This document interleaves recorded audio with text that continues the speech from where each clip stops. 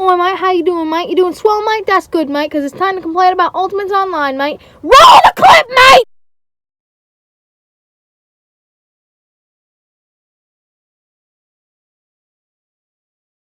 So you may remember me doing a review of Smash Ultimate a while ago, and I must apologize for this video taking so long. I ended on a cliffhanger and never looked back. Now it's time to finish what I have started, spend a whole video complaining and ending it by praising. So, without further ado, this is the long-awaited ending to my review of Super Smash Bros. Ultimate for the Nintendo Switch.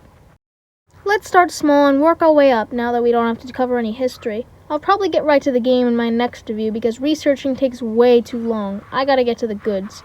But anyway, I don't have too awful much to say about the vault, really. Without things like trophies, I don't care that much about it. And even with trophies, I didn't care that much about it. But sounds are pretty convenient. You can listen to whatever you want, wherever you want, while the Switch is turned off, just like the 3DS. No thanks. My music now lets me play any music from a specific series on any of that series' stages, which is a nice touch. You can listen to a character's voice for whatever reason and make your own playlist. Am I seriously still talking about this? Replays are much better, but also much worse at the same time in this game. You now can make them into videos to upload online and edit to your liking. And I love this, but I have a few questions. Why do replays still get deleted with every update? Every time I take a replay, I gotta spend time making a video out of it so as to not lose it. Why do replays look bad even on pretty too? And my biggest question, why do videos exist? They're just an annoyance. You can post the replays alone, but in order to post the replay however you want, you have to first transfer them to a video before the next update deletes them. Then I can edit them and post them.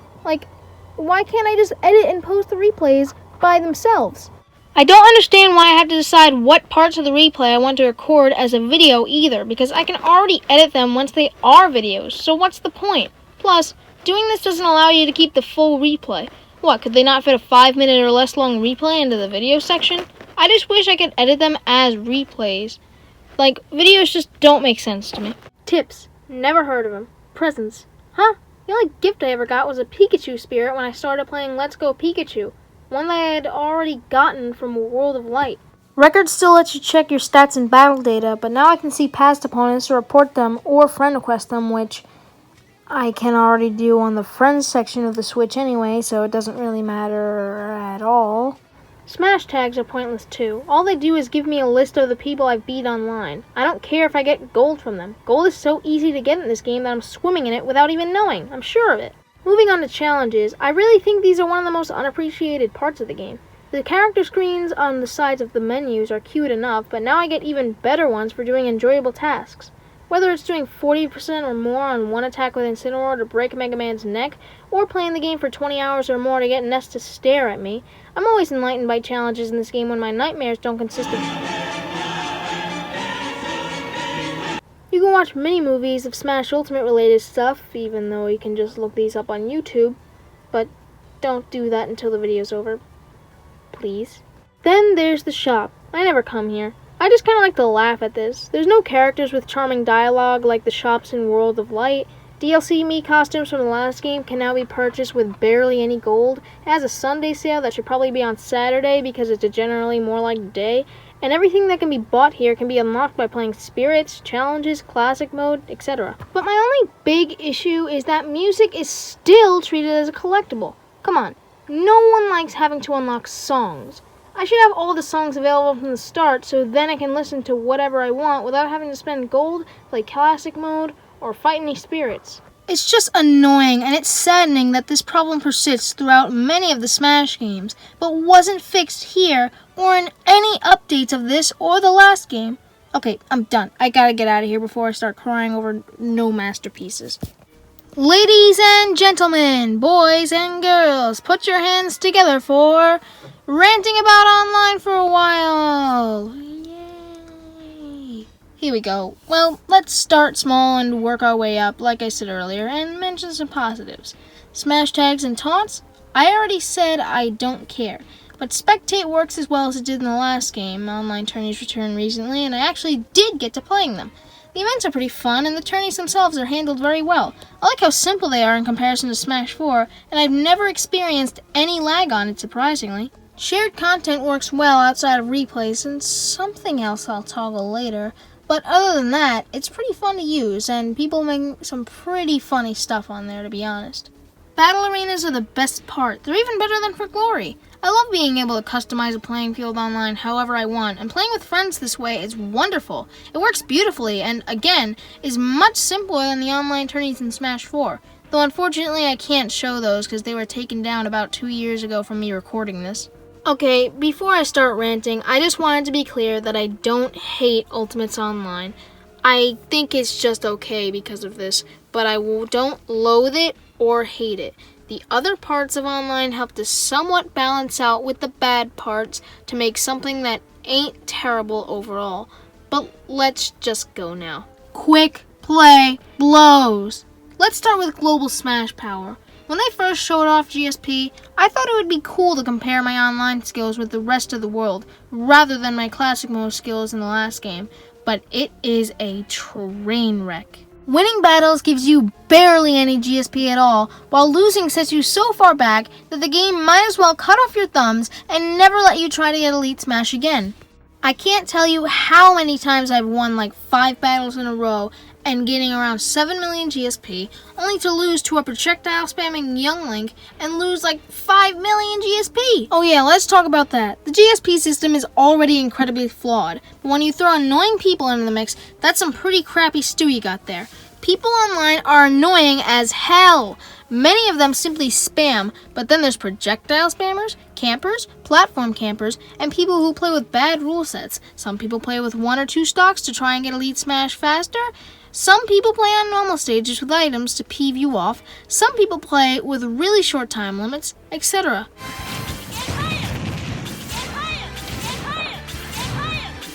A lot of people just try to annoy other players online because they think it's funny. It reminds me of bullying, only stupider.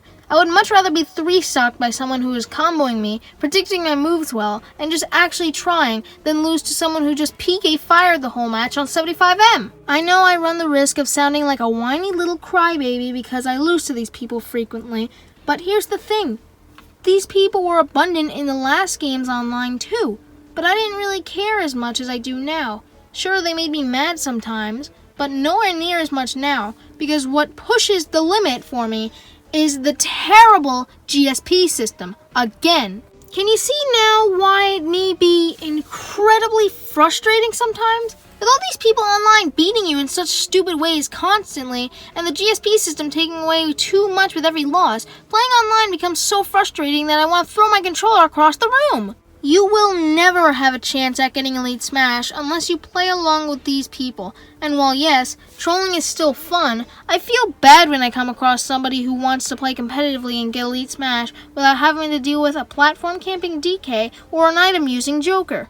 It makes me not want to join the trolls or fight them, and while this isn't all entirely the game's fault, the Global Smash Power system, again, manages to escalate the issue enough to make me rage quit. I did get Elite Smash with DDD pretty easily at the start because there weren't as many players when the game came out, but K. Rool was super frustrating to unlock Elite Smash with because of all the spammers taking my Global Smash Power. Yoshi, though, was the only character I got Elite Smash with by trolling, but I felt too bad about it and I didn't try to troll anybody else. Also, I worked my butt off for Elite Smash. Why is it possible for me to lose it, especially by not doing anything?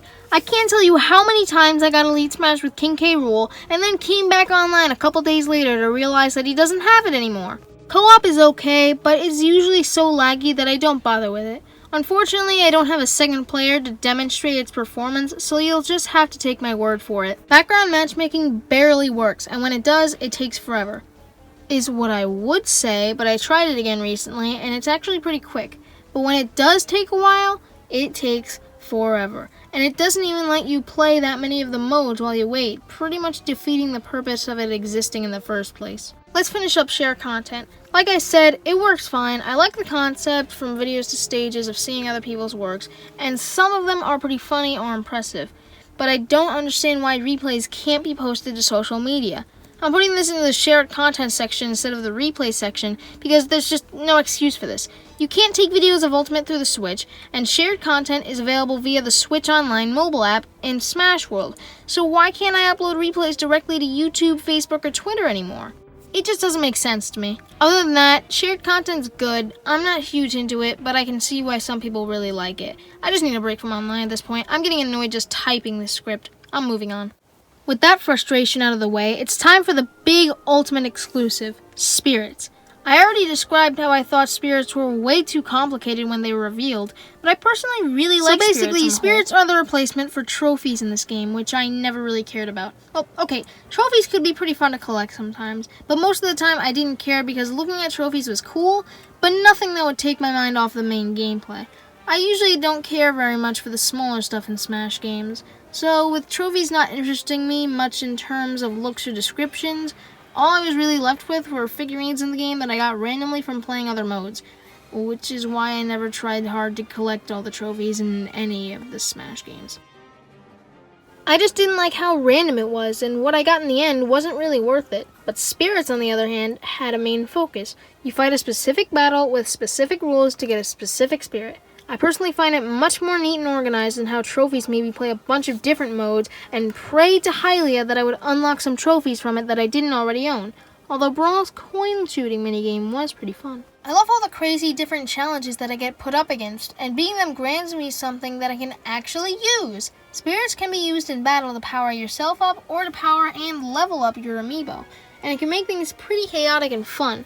I am still kind of annoyed that spirits don't have descriptions, so I can't understand the character if I don't know them already, but at least I'm using them. And again, in the previous games with trophies, I didn't really get too much out of looking at them and reading their descriptions, so to me personally, it's not really a huge deal. Also, it is kind of lazy that spirits are just random pictures of characters, while trophies were completely original 3D models that looked way better. But again, I never cared that much about looking at trophies. I care more about the gameplay, so if I can play something specific to get a spirit and then use them in battle, that is what I personally prefer. Probably gonna have a lot of people disagree with me on this if anybody watches this video, but that's just my opinion. Now, onto the spirit board. This is probably my favorite way of collecting spirits. I get a random list, which is bad, but I can use items to change it, and I can collect spirits really fast from this. The only catch is that I gotta hit the character in the ring after I win the battle. It can be annoying sometimes with the legendary spirits, but I can also use items for this, so it's no biggie. Plus, the spirit board lets you replay spirits you've already unlocked in case you need to dismiss spirits of a specific kind to get cores. When Joker came out, the DLC spirits section was added, and I like that we got new spirits, but I couldn't help but notice that they felt easier. Spirits for me personally are pretty balanced. Some are really easy, some are really challenging. Rarely do they ever get too hard, but every now and then Sakurai thought it would be funny to make me try and get Dr. Wily, and novice spirits are always really easy. But I beat all the DLC spirits on my first try, well, most of them that is, so I thought something was up. Before I get to the final part of the review, allow me to go over the only thing I use the side menu for, spirit collection. No, seriously, the side menu picks are so bad that I never use it. And while I would like to use the option to go back to the main menu, the thing isn't there in places where I might actually want to go back to the main menu. Anyway, spirit collection showcases why I thought spirits were too complicated when they were revealed. But this is still well organized. You can make your own team of spirits, which feels pointless. Before any Smash or Spirit battle, you can have the game pick the best spirit for that match by hitting Y, although Smash is completely random, and you have to hit X for that. Don't know why they're two different buttons, but whatever. But they could have just let you pick any spirit before a Smash battle instead of forcing you to make a team or pick random, so I just don't understand the point of this. I don't care about looking at things, again, so I don't associate with inventory, although every now and then I go to it to see how many more spirits I need to get them all. No, I did not get all of them yet. Laugh at me all you want. I'm stupid. You can also level up spirits with unlockable snacks, dismiss spirits to get cores for other spirits, and summon more spirits with said cores. The whole cores thing is kind of weird because sometimes summoned spirits need character-specific cores, but other times they need just a generic core like a normal defense or attack core, and then other times they need both. It is nice that I can do this, but it's also a bit annoying that I also have to pay spirit points to summon spirits.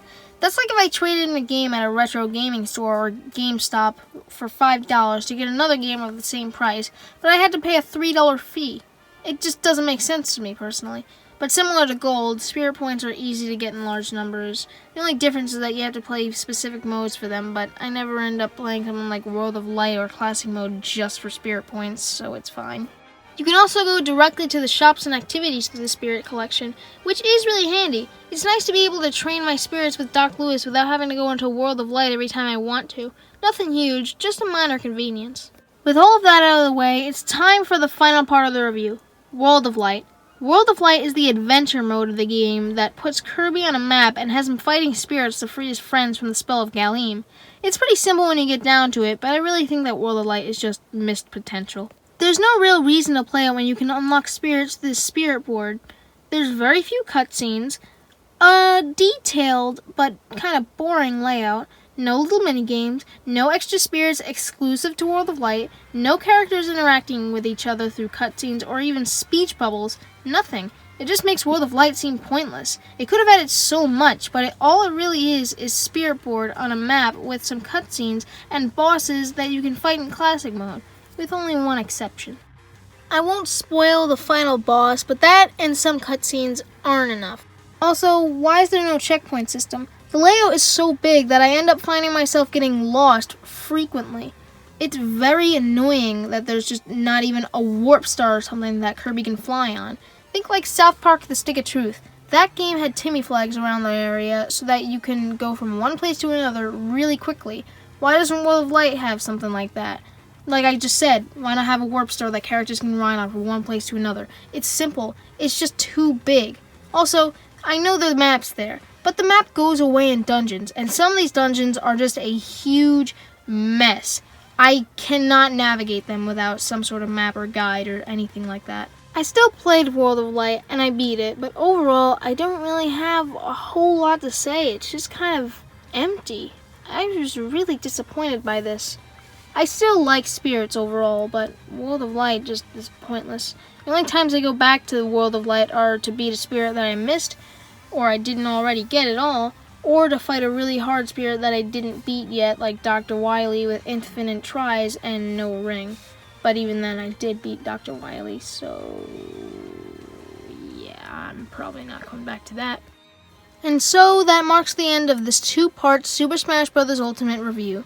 Jeez, that took forever. Honestly, I should have started with something simpler, like a Mario Kart game or something, but whatever. So, let's answer a few questions to end. 1. Is Smash Ultimate a perfect game? Simply put, no. Quick play on online is frustrating beyond belief. The minigames are forgettable and unenjoyable. Stage Builder is still, for the most part, pretty limited. Some aspects of Amiibo were handled very poorly. Replays are questionable in many ways, and there's a lot of unneeded sign content that I and many others don't care about, like Special Smash, Smash Tags, and basically the entire vault besides replays and maybe challenges. 2. Do I agree with many that Ultimate is lacking in content? You might disagree with me on this, but I'm going to say no. The gameplay will keep you hooked alone for a while due to how improved and fun it is. Spirits will last you a lot of time and can be really fun also, and are a really unique idea. You can buy and train Amiibo, you can make stages, although it is limited, but you can post them too, and some people have made some pretty funny stuff. You can make Miis, videos to share with other players online too. You can play battle arenas or online tourneys, or you can spectate live matches. There's a refined classic mode with some minigames, although they aren't very good. And of course, playing with friends never gets old. 3. Would I consider this one of my favorite games of all time? Yes. Even amongst all of the problems I have with this game, I still consider it to be my favorite game of all time. Not just because of the modes, but because of the new addicting gameplay. This is the best the series has had yet, and I thought Smash 4's gameplay was phenomenal.